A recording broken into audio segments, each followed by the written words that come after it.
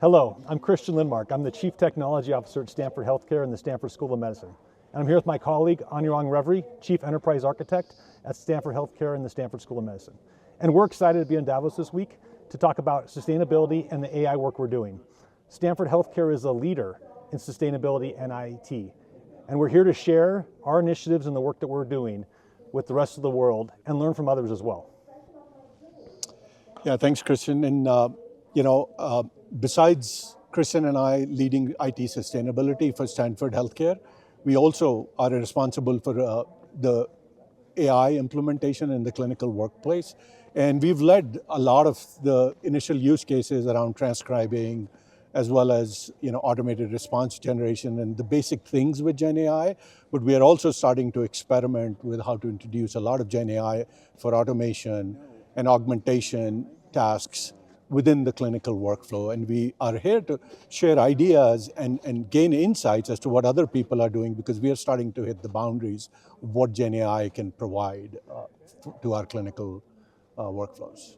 We believe it's imperative to bring world leaders and top-tier organizations together to share ideas so we don't have to reinvent the wheel, and that together we can help change the world.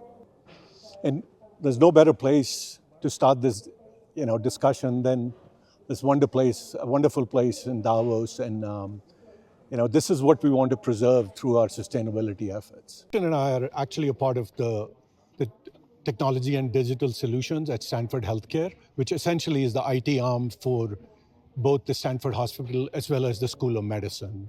And we have a three-part mission: to educate, to discover, as well as to provide the best clinical care in the world.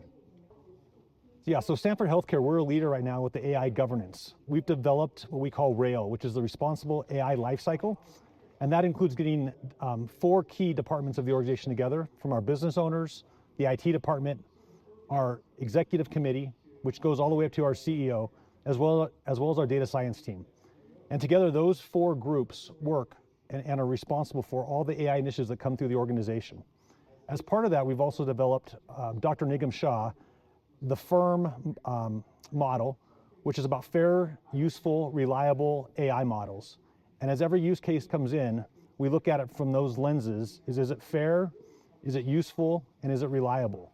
And that helps us take into some of the ethical considerations that we must be considering as we think about AI.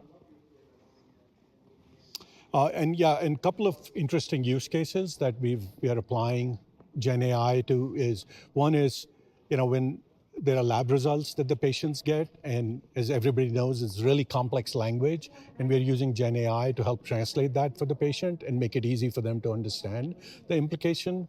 The other is, to solve any clinical problem, there is a lot of information buried in a lot of provider notes all over the electronic medical records and various best practices documents. And so we are actually building this product called Chat EHR, which we call Chatter.